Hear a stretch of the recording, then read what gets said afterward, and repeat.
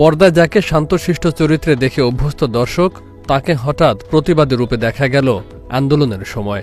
বাস্তবে আসলে কেমন পারসা ইভানা? অন্যায়কে অন্যায় বললে যদি প্রতিবাদী বলেন তাহলে প্রতিবাদী, সত্যকে সত্য, মিথ্যাকে মিথ্যা বলা উচিত। ওই সময় মনে হয়েছে অন্যায় হচ্ছে তাই কথা বলেছি। এর মানে এই নয় আমি অনেক প্রতিবাদী কিংবা অনেক কিছু করে ফেলেছি। শিক্ষার্থীদের উপর সহিংসতা দেখে রীতিমতো অসুস্থ হয়ে পড়েছিলাম। নিজের বিবেক থেকে কথা বলার চেষ্টা করেছি, এই আর কি।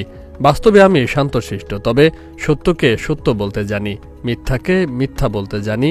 এটাই জবাব দিয়েছেন পারসা ইভানা। অভ্যুত্থানের পর থেকে দেশজুড়ে শিক্ষার্থীদের উদ্যোগে চলছে অবকাঠামো সংস্কার। দেয়ালে দেয়ালে এঁকেছে চিত্রকর্ম। এতে সামিল হয়েছেন পারসা ইভানাও।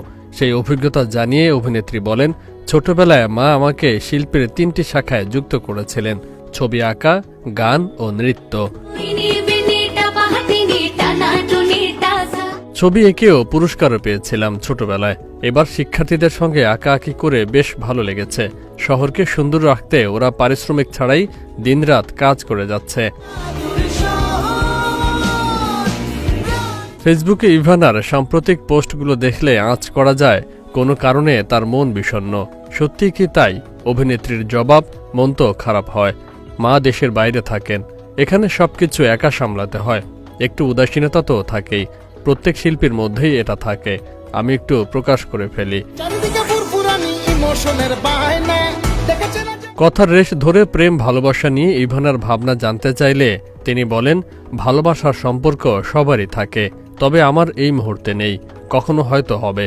আমার কাছে মনে হয় ভালোবাসা সুন্দর। প্রত্যেকটা মানুষেরই প্রেমে পড়া উচিত, ভালোবাসা উচিত এবং ভালোবাসার মানুষকে ভালো রাখাও উচিত।